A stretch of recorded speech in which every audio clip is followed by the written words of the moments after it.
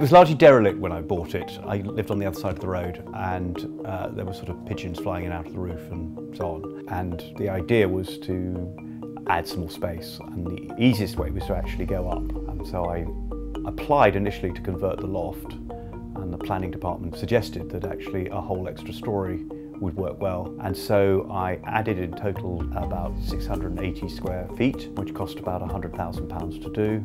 And on current estimates, I think that adds about £680,000. So this is the extra floor, a master bedroom with a dressing room behind the bed head and an ensuite shower room behind that.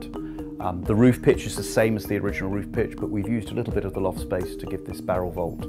I think if I was going to give tips on doing the process, first of all, spend time planning it and getting really good costings.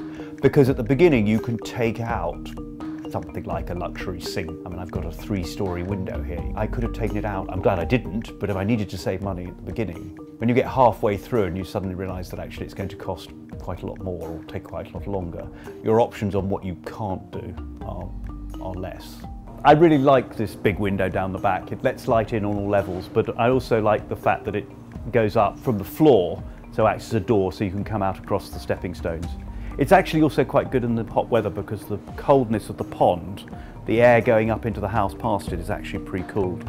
You can do a lot of things quite economically. The temptation is to have everything that's absolutely gorgeous, but I think it's worked quite well here in that quite a lot of it's relatively ordinary, but I have a very sexy cast concrete sink in my bathroom, and I have coins set in the floor in the downstairs loo. So there are 1 or 2 things that perhaps cost more money, but they make the whole house special.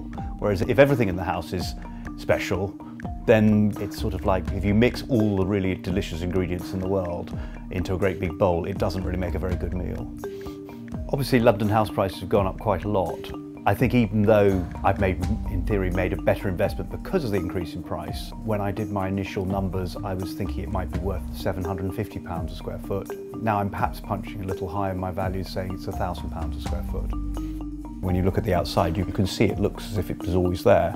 And the question is, which bit do you add on? You know, at that point, I know it's a success.